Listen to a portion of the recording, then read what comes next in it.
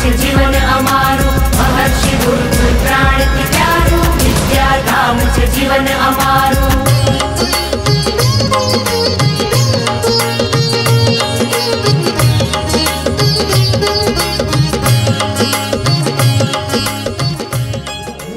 अब चलते हैं नेक्स्ट फीचर जो इनका होगा, वो भी देख लीजिए ध्यान से। नेक्स्ट फीचर है इनका टेम्परेचर के अकॉर्डिंग, जैसा कि हमने कहा मछलियां जो होती है असमतापी होती है, वातावरण के अनुसार ये अपने शरीर के टेम्परेचर को चेंज कर लेते हैं, यानी कि इनके बॉडी का टेम्परेचर वातावरण के अनुसार बदलता रहता है। हमारे में ऐसा नहीं है, हमारे में बॉडी का टेम्परेचर ऑलवेज क्या रहता है, फिक्स। चाहे सर्दी हो गर्मी हो, चाहे कितने भी बर्फ में हमें रखा जाए तो भी हमारे शरीर का जो टेम्परेचर है वो मेंटेन रहेगा, क्योंकि हम कौन से एनिमल हैं, वार्म ब्लडेड एनिमल है, कोल्ड ब्लडेड एनिमल नहीं है। लेकिन ये कैसे एनिमल है, ये वार्म ब्लडेड एनिमल नहीं होकर ये कोल्ड ब्लडेड एनिमल होते हैं। पोइकिलोथर्मल, ये टर्मिनोलॉजी याद रखिएगा। ये अपने बॉडी के टेम्परेचर को वेरिएबल कर सकते हैं, यानी इनके बॉडी का टेम्परेचर फिक्स नहीं रहता, ऑलवेज चेंज होता रहता है। जैसा कि मैंने बताया, मछलियाँ जब बहुत ज़्यादा झटपटे लगती है तो वहाँ से माइग्रेट करके हिंद महासागर की तरफ आ जाती है। ऐसे ही ये भी जब बहुत ज़्यादा गर्मी होती है या बहुत ज़्यादा सर्दी होती है तो ये अपने आप को जीवित रखने के लिए दो तरह के प्रोसेस दिखाते हैं, एक हाइबरनेशन और एक एस्टिवेशन। जब बहुत ज़्यादा गर्मियाँ हो जाती है तो ये आपने देखा होगा कि बहुत ज़्यादा गर्मियों में भी मेंढक नजर नहीं आते हैं, क्योंकि वो जमीन के अंदर तक, बहुत अंदर तक चले जाते हैं और जितने महीनों तक गर्मियाँ चलेगी वो उसी में अंदर पड़े रहेंगे निश्चेत होकर, मरे नहीं है। ऐसा लगता है कि मर गए हैं, लेकिन वो मरते नहीं है, स्किन के थ्रू श्वसन लेते रहते हैं और बहुत सारा खाना खा के सो जाते हैं। कम गर्मी की तरह 6 महीने की नींद लेंगे, 6 महीने तक बाहर नहीं निकलेंगे, जैसे ही बरसात होगी तो ही बाहर निकलेंगे। और बहुत ज़्यादा ठंड होती है तब भी ये ऐसे ही करते हैं, तब भी ये अंदर चले जाएंगे जमीन के अंदर और वहीं पर पड़े रहेंगे। कई बार जब नए नए मकान बनते हैं, जब खुदाई करते हैं नींवों की, तो उनके अंदर मेंढक निकलते हैं, ऐसा लगता है मरा हुआ मेंढक, लेकिन थोड़ी देर उसको हिला डुला तो भागने लगता है। तो इसका मतलब क्या था कि वो किस में पड़ा हुआ था, वो शीत निद्रा या ग्रीष्म निद्रा में पड़ा हुआ था। ठीक है, तो गर्मियों में होगा तो ग्रीष्म निद्रा यानी एस्टिवेशन, और अगर सर्दियों में होगा तो शीत निद्रा या हाइबरनेशन उसके लिए वर्ड यूज करते हैं।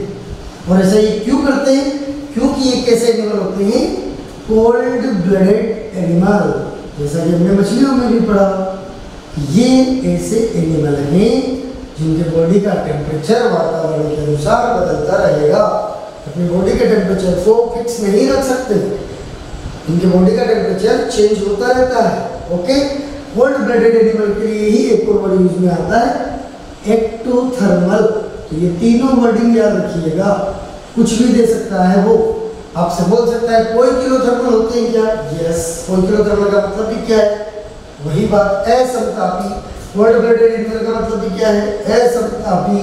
एक्टोथर्मल का मतलब भी क्या है, असमतापी, यानी इनकी बॉडी का टेम्परेचर समान नहीं बना होता है, असमतापी नाम से पता लग रहा है, तापमान समान नहीं रहेगा, बॉडी का टेम्परेचर चेंज होता रहेगा अकॉर्डिंग टू एनवायरनमेंट। वातावरण के अनुसार बॉडी का टेम्परेचर बदलता रहता है। ऐसे एनिमल्स को क्या कहते हैं, कोल्ड ब्लडेड या एक्टोथर्मल या असमतापी प्राणी। ये उभयजीवी असमतापी प्राणी है, याद रखिएगा।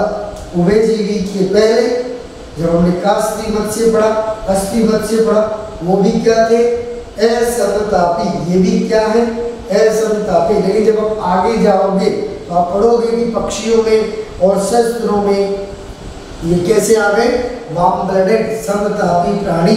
ओके, ये पॉइंट बिल्कुल क्लियर, सिंपल सा पॉइंट है। चलिए नेक्स्ट फीचर के बारे में बात करते हैं।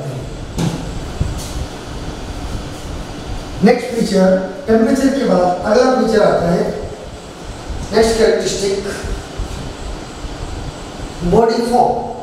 तो ध्यान से देखिएगा, इनकी बॉडी कैसी होती है आप खुद ही देखते हो, मेंढक वगैरह की बॉडी देखिए ना, तो मछलियों की बॉडी में तो आपने बोल दिया था कि इनमें हेड होता है, बीच में ट्रंक होती है, पीछे टेल होती है। क्या मेंढक में कभी टेल देखी आपने? नहीं देखी ना, नहीं होती। तो इनमें भी ध्यान से सुनिएगा, इनके अंदर जनरली हेड होता है, ट्रंक होता है, नेक भी होती है। मछलियों में नेक नहीं होती, तुमने वहां पढ़ा था नेक इज एब्सेंट, यहाँ पर नेक इज प्रेजेंट। कोई कुछ ऐसे भी होंगे जिनमें टेल प्रेजेंट होगी, जैसे सिलामेंडर। एक्सेप्शनली कुछ ऐसे उभयजीवी होंगे जिनमें टेल प्रेजेंट होगी, वो भी हम बात करेंगे। टेल किनमें प्रेजेंट होती है याद रखना, यूरोडिला क्लास है, इन्हीं के अंदर यूरोडिला ग्रुप, उसके अंदर आते हैं इधर सिलामेंडर। तो सिलामेंडर के अंदर आपने देखा होगा सिलामेंडर का डायग्राम, सिलामेंडर में पूंछ पाई जाती है, ठीक है। एक्सेप्शनली, जनरली नहीं होती है, हेड नेक और ट्रंक होता है बस, ठीक है। और इनकी बॉडी कैसी होती है? It may be long, narrow, short, broad, depressed और सिलेंड्रिकल। इनमें से किसी भी प्रकार की हो सकती है, सिलेंड्रिकल हो सकती है, लंबी हो सकती है, छोटे भी हो सकते हैं, चौड़े भी हो सकते हैं, डिप्रेस भी हो सकते हैं। तो ये तो इतना इम्पोर्टेंट पॉइंट नहीं है, ये जरूर याद रखना है कि हेड, नेक और ट्रंक पाया जाता है। एक्सेप्शनली किसी में टेल हो सकती है, एक्सेप्शनली सिलामेंडर कौन से ग्रुप में आता है? यूरोडिला सब क्लास में आता है, ठीक है। In some form neck is absent, कुछ ऐसी फॉर्म्स भी होगी जिनमें नेक नहीं होगी। अब नेक किन में नहीं होगी वो भी मैं बता देता हूँ। नेक नहीं होती है बेटा जिनके अंदर वो आते हैं यहाँ पर इक्थियोफिस। ये एग्जांपल याद रखिएगा, ये सांप की तरह दिखते हैं, सांप की तरह है लेकिन सांप नहीं है। ये क्या है? उभयजीवी, इक्थियोफिस। और जो नेक तो होने का सवाल पैदा नहीं होता, ठीक है। तो याद रखिएगा दोनों एग्जांपल आपको याद रखने, ठीक है। ये एपोडा क्लास में आते हैं, इनके भी क्लास का नाम आप सब क्लास का नाम आप याद रखिएगा। एपोडा क्लास के इक्थियोफिस, यूरोडिला क्लास का सैलामेंडर। सैलामेंडर में क्या होगा? टेल प्रेजेंट, जबकि इनमें क्या होगा? नेक एब्सेंट। ये एक्सेप्शनल केस है, दोनों याद रखिएगा आप, ओके। तो ये सिंपल सा प्रॉब्लम हो गया कि बॉडी कैसे दिखती है, हेड होता है, नेक होता है, ट्रंक होता है, किसी में टेल होती है, किसी में नहीं होती है। नेक ज़्यादातर में नहीं होती है, किसी ज़्यादातर में होती है लेकिन किसी में नहीं होती, नहीं किसमें होती है? इक्थियोफिस। सिंपल है, बस एक्सेप्शन याद रखिए, बाकी कोई प्रॉब्लम नहीं। चलिए तो नेक्स्ट फीचर पर चलते हैं। इसके बाद नेक्स्ट फीचर में आता है इनके अंदर अपेंडिजेस, उपांग।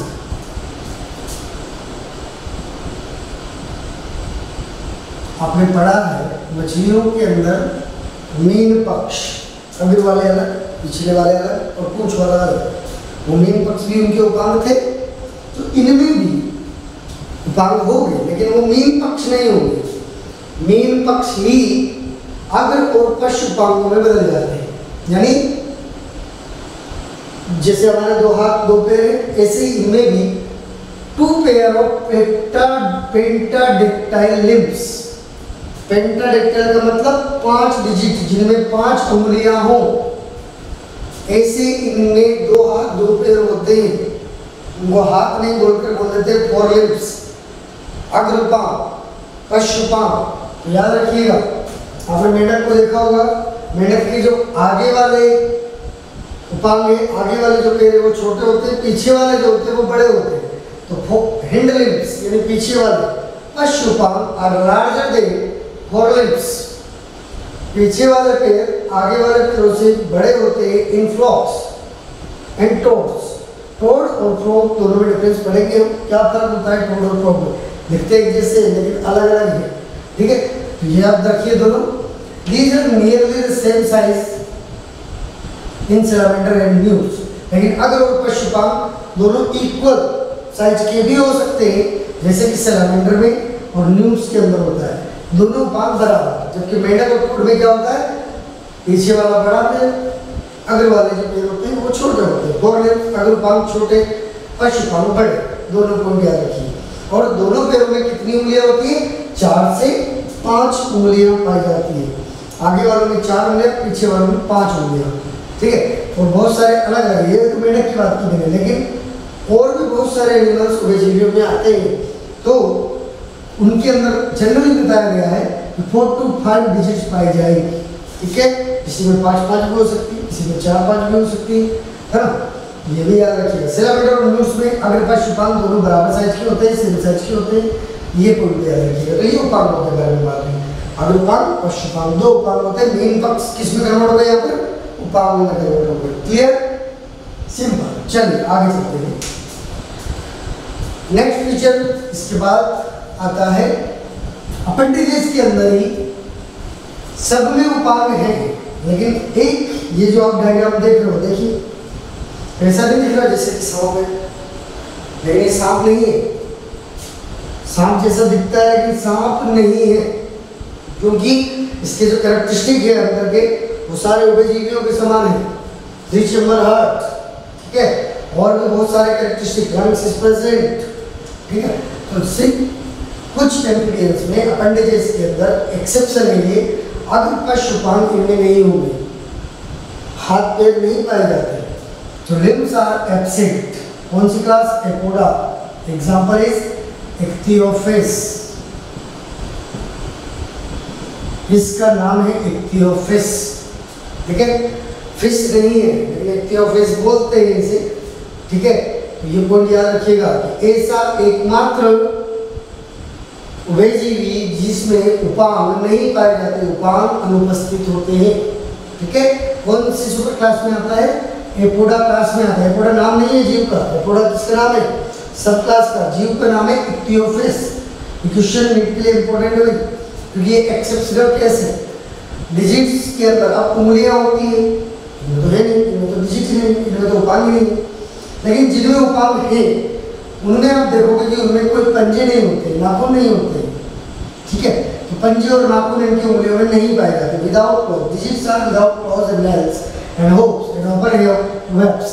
हाँ, वेब्स इनमें पाई जा सकती है, यानी उंगलियों के बीच में एक एक्स्ट्रा अतिवृद्धि के रूप में स्किन बढ़ जाती है, तो बीच में क्या आ जाती है? वेब्स आ जाती है। जाल नंबर समझना, उंगलियों के बीच में जाल आ जाएगी, जिसके कारण वो पानी में तैरने में आसानी लगती है।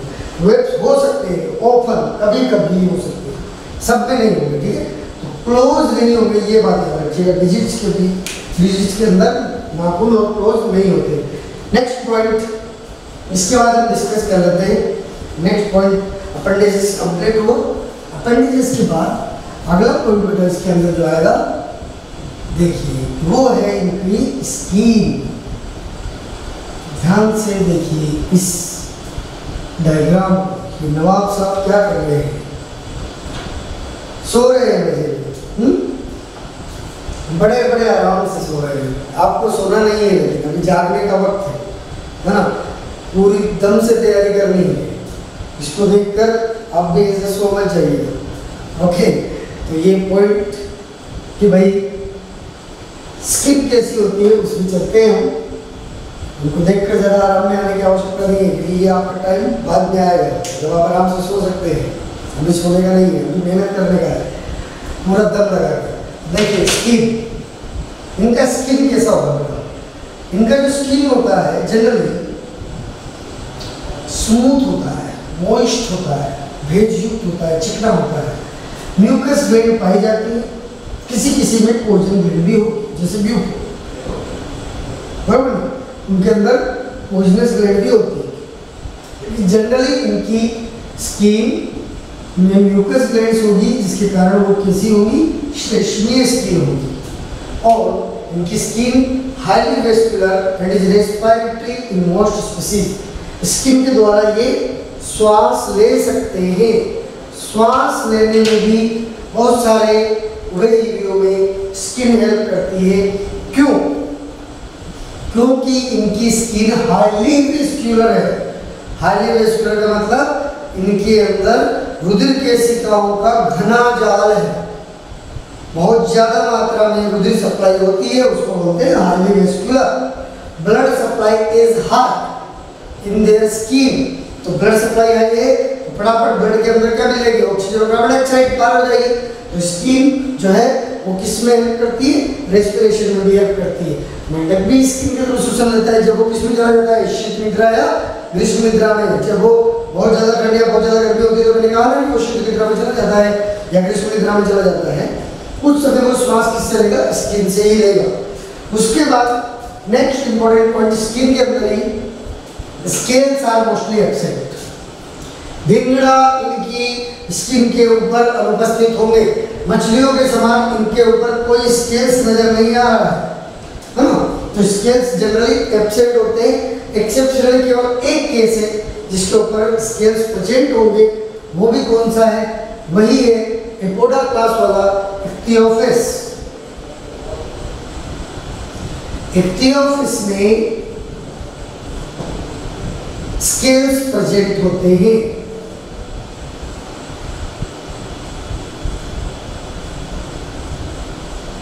लेकिन वो स्केल्स भी कहां पाए जाएंगे? वो स्केल्स भी स्किन के नीचे पाए जाएंगे, स्किन के ऊपर नहीं, स्किन के अंदर, below the skin scales are present, have minute scales in their skin, अंदर in their skin, ठीक है, below the skin, स्किन के नीचे। ओके, चलिए, तो ये पॉइंट, स्किन वाला पॉइंट क्लियर, बिल्कुल अच्छे से याद रखिएगा सारे पॉइंट। स्किन के अंदर जितना भी पार्टीशन था बिल्कुल क्लियर हुआ। नेक्स्ट पॉइंट डिस्कस करते हैं इसके बाद। चलिए, तो स्किन कंप्लीट, नेक्स्ट पॉइंट देखिए। नेक्स्ट पॉइंट आता है बेटा में एंडोस्केलेटन यानी अंतर कंकाल। देख रहे हैं यहाँ डायग्राम में कंकाल तंत्र नजर आ रहा है, तो इनका अंतः कंकाल किसका बना होगा देखते हैं। मछलियों में किसका था? ऑस्ट्रोपीज में किसका था? अस्थि मछली बॉडी, और अस्थि मछलियों से ही इनका क्या हुआ है? उद्भव, है ना। लंग फिशेस भी क्या है? उनमें भी एंडोस्केलेटन किसका होगा? बोन्स का ही होगा, वो भी अस्थि मत्स्य से ही है लंग फिशेस। ओके, तो उन्हीं से ये डेवलप हुए। तो जनरली क्या होगा? लार्जली बोनी होगा। इनमें भी अंतर्कंकाल अस्थि का ही बना होता है बेटा, याद रखिएगा। Skull is flat. अब इनकी जो खोपड़ी है वो फ्लैट, डाइकोंडाइलिक, ये जरूर याद रखिए। Dicondylic, that is have two occipital condyles. Condyles. What is occipital condyle? जब हमने स्केलेटन सिस्टम पढ़ा था कंकाल तंत्र मनुष्य में, तो हमने कहा था कि हम जो है वो कैसे एनिमल है, हमारे अंदर भी जो लास्ट वाली जो हमारे ये क्रेनियम की जो बोन्स है, हम बोलते हैं फ्रंटल, इधर टेम्पोरल, पैराइटल, पीछे के पीछे ऑक्सीपिटल। जो पीछे वाली जो बोन है जो हमारे खोपड़ी को बना रही है, पीछे वाली बोन को बोलते हैं बेटा occipital condyle, occipital bone sorry. इसके नीचे वाला जो हिस्सा होता है वो कैसा हो जाता है? कंदुकनुमा हो जाता है। तो द्विकंदुकीय खोपड़ी, वो कंदुक जाकर हमारी करोड़ स्तंभ की पहली जो कशेरुका होती है एटलस, उसमें जाकर फिट होंगे। ठीक है, याद रखिए। फॉर एग्जाम्पल ये पीछे वाली हमारी ऑक्सीपिटल बोन, ठीक है, इसके अंदर क्या हुआ? इस तरीके से दो कोंडाइल निकल गए भाई, ये ऑक्सीपिटल बोन है।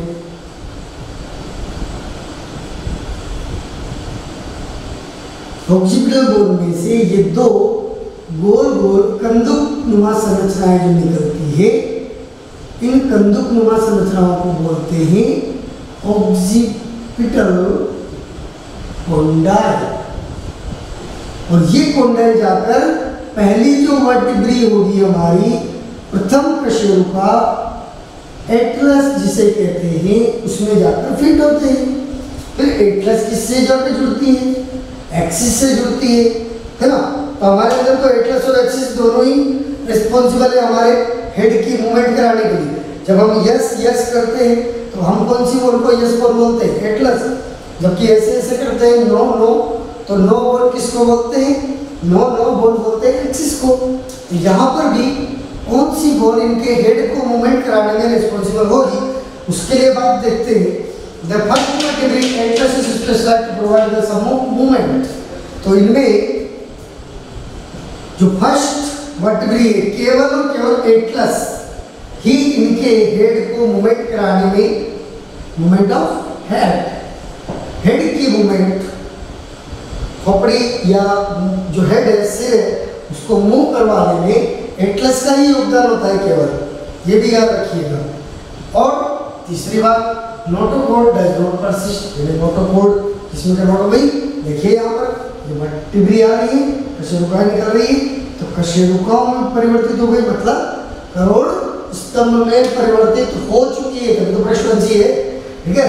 तो करोड़ स्तंभ में परिवर्तित हो जाती है इनकी नोटोकॉर्ड। तो notochord is not persist, notochord कायमी नहीं रहेगी, वो चेंज हो जाएगी, वो प्रतिस्थापित हो जाएगी किसमें, करोड़ स्तंभ में, याद रखिएगा। तो इस तरीके से एंडोस्पर्म के सभी पॉइंट क्लियर। पहला पॉइंट, ये अस्थि का बना होता है इनका अंतरकंकाल, इनकी खोपड़ी डाइकोटाइलिक होती है। नंबर 3, नोटोकॉर्ड नॉट परसिस्ट, पहली वर्टिब्रे ही केवल इनके हेड को मूवमेंट कराने में रिस्पॉन्सिबल है। इस तरीके से इनका अंतरकंकाल कंप्लीट हुआ।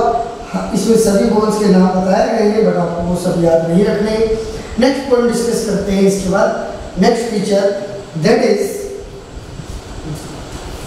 देखिए endosperm complete. Next feature that is digestive system, इनका पाचन तंत्र। देखते हैं इनका पाचन तंत्र किस प्रकार का है। इनके पाचन तंत्र में कौन कौन से पॉइंट आएंगे, देखिए माउथ तो आएगा, इनका माउथ लार्ज होता है and arm with teeth, teeth इनमें पाए जाते हैं। इन द अपर जब, केवल अपर जॉ में भी हो सकता है या बोथ द जॉ, दोनों जॉ में भी टीथ हो सकते हैं। और टीथ कैसे होते हैं इनके, वो भी याद रखिएगा। इनके टीथ होते हैं बेटा एक्रोडोंट, हमारे टीथ कैसे, हेट्रोडोंट। अलग अलग तरह के टीथ है ना हमारे अंदर, चबाने वाले अलग, काटने वाले अलग, चीरने वाले अलग, है ना, चीरने काटने वाले कैनाइन्स, काटने वाले इंसाइजर्स, चबाने वाले मोलर्स एंड प्रीमोलर्स, ठीक है ना। लेकिन इनमें ऐसा नहीं, इनमें सभी टीथ एक समान, एक्रोडोंट। और ये दांत बार बार गिरते रहते आते रहते, तो पॉलीथायोडोंट।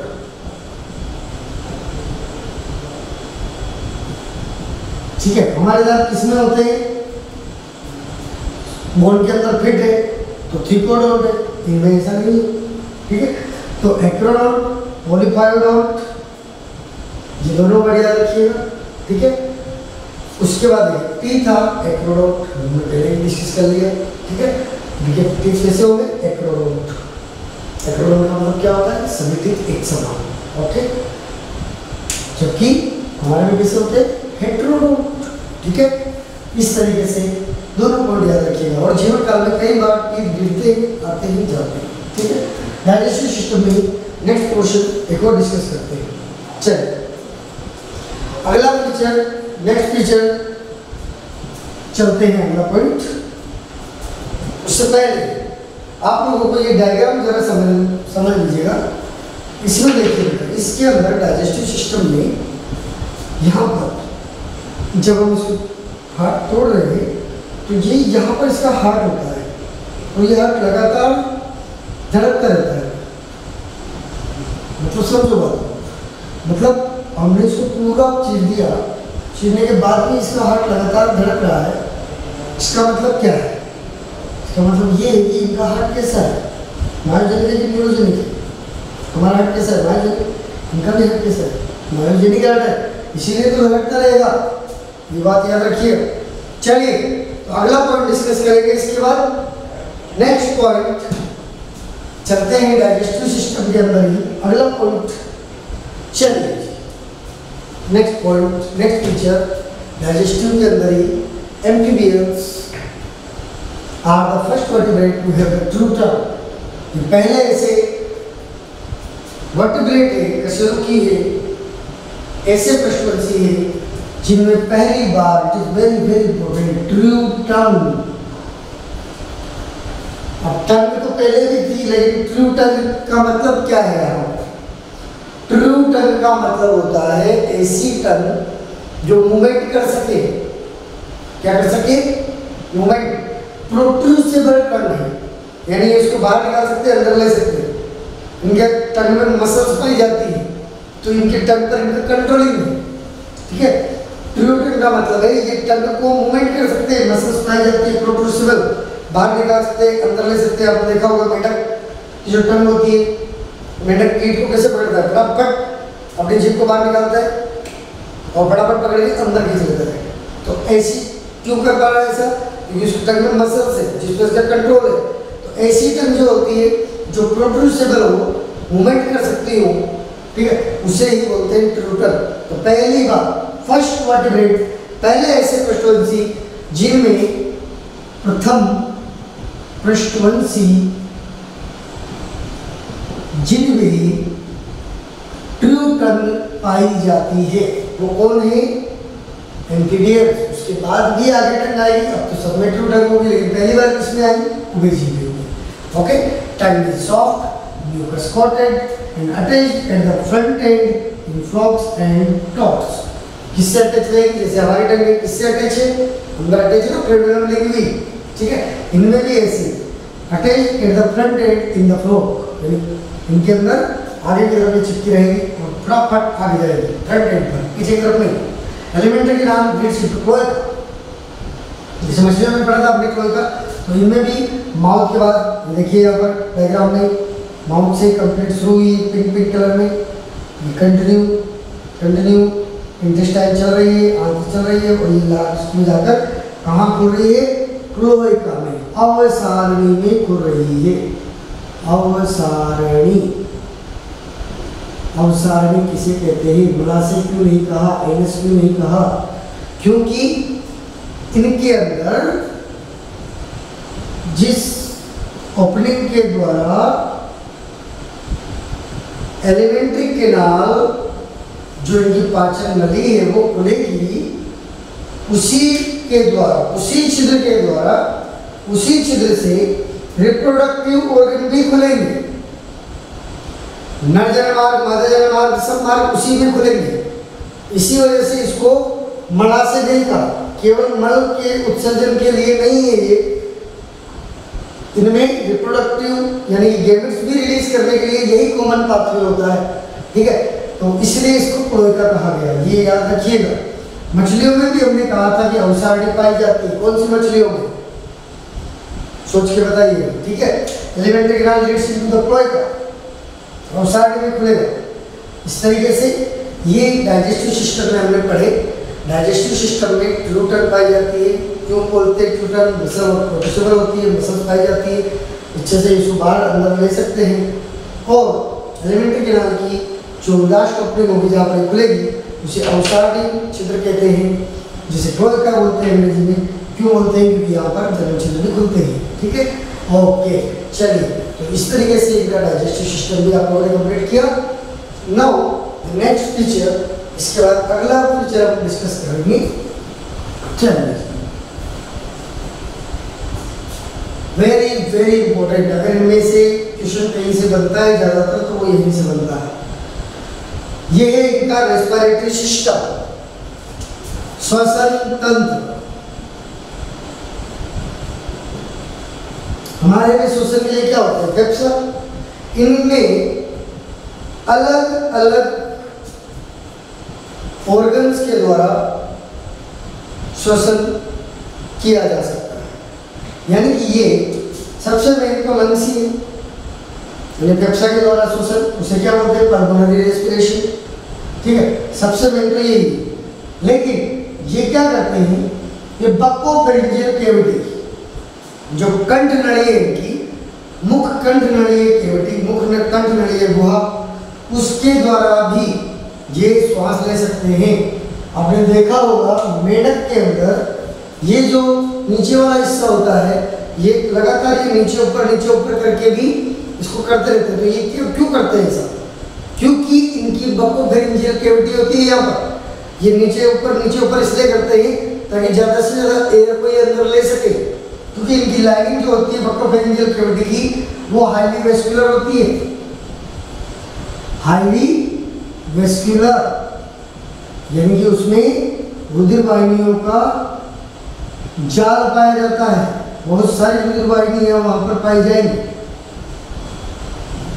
बक्कोफेरिंजियल कैविटी के द्वारा भी ये शोषण कर सकते हैं, स्किन के द्वारा तो कर ही सकते हैं, बता ही दिया हमने। गिल्स और जो एक्वेटिक फॉर्म होगी, जो पानी में रहेंगे, वो झालर के द्वारा भी शोषण कर सकते हैं। तो झालर, फेफसा, बक्कोफेरिंजियल कैविटी, स्किन, ये 4 अलग-अलग तरह के अंगों के द्वारा ये शोषण करते हैं। Gills are always present in larvae, जो डिम्ब अवस्था होंगी सभी की, चाहे वो मेंढक हो, चाहे वो सैलमेंडर हो, चाहे किसी भी तरह का उभयजीवी हो, सभी के डिम्ब जो होते हैं उनमें गिल्स के द्वारा, झालर के द्वारा ही शोषण होता है। ये एडल्ट में हो भी सकते हैं या एडल्ट में नहीं भी हो सकते हैं। Some forms have vocal cord and vocal sacs. इसका मतलब क्या है? वोकल कॉर्ड का मतलब क्या है? वोकल का मतलब श्वसन।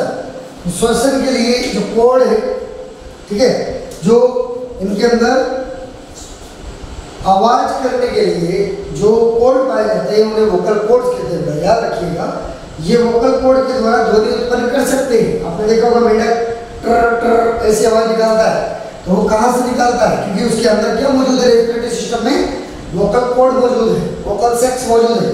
ओके, ये रेस्पिरेटरी सिस्टम के बारे में ये सभी पॉइंट्स इंपॉर्टेंट है, याद रखिएगा। रेस्पिरेशन किस के द्वारा कर सकते हैं? फेफसा के द्वारा। ऐसे शोषण को क्या बोलते हैं? Pulmonary respiration. स्किन के द्वारा ऐसे शोषण को क्या बोलते हैं? Cutaneous respiration. झालर के द्वारा ऐसे रेस्पिरेशन को क्या बोलते हैं? Branchial respiration. और एट लास्ट बक्कोफेरिंजियल कैविटी के द्वारा भी ये शोषण कर सकते हैं, क्योंकि इनकी बक्कोफेरिंजियल कैविटी कैसी होती है? Highly vascular. और कुछ ऐसे भी उभयजीवी होते हैं जो आवाज निकाल सकते हैं। आवाज निकालने वालों में क्या पाया जाएगा? वोकल कॉर्ड और वोकल सैक्स, ठीक है, ध्वनि उत्पादन यंत्र, ठीक है। इस तरीके से आपका रेस्पिरेटरी सिस्टम कंप्लीट हुआ। इसके बाद चलते हैं नेक्स्ट सिस्टम, सर्कुलेटरी सिस्टम।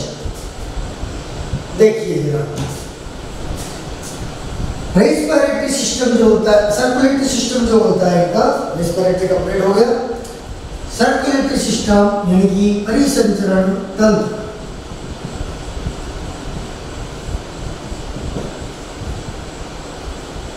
परिसंचरण तंत्र की खास बात, मछलियों में परिसंचरण तंत्र कैसा था, उनमें हार्ट कैसा था, सब पॉइंट डिस्कस करेंगे हम यहाँ।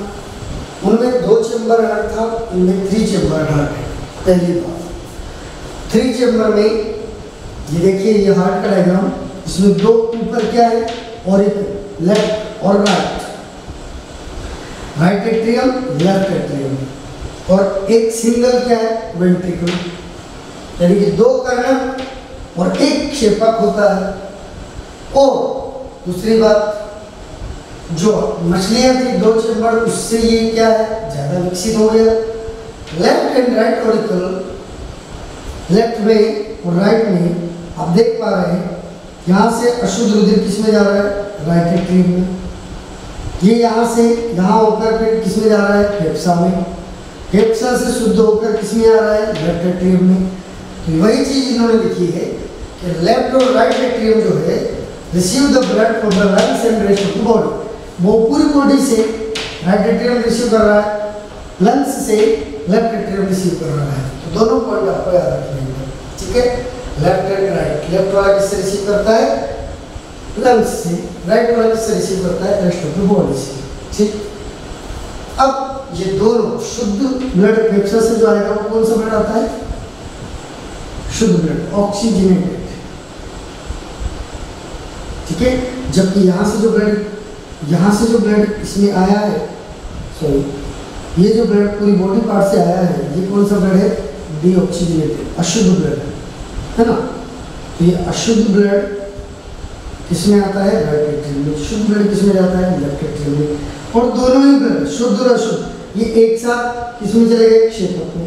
तो मिक्स हो गया, तो शुद्ध और अशुद्ध दोनों ब्लड मिक्स हो जाते हैं क्षेपक के अंदर।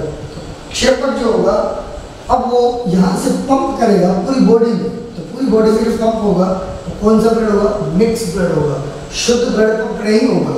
ये इंपॉर्टेंट पॉइंट याद रखिएगा। इनका वेंट्रिकल मिक्स ब्लड को पंप करता है, ठीक है। देखो ब्लू में जो बताया हुआ मिक्स ब्लड यहाँ से इसने पंप किया, ठीक है। जबकि रेड वाला कौन सा है? ऑक्सीजनेटेड शुद्ध। जबकि ब्लू वाला कौन सा है?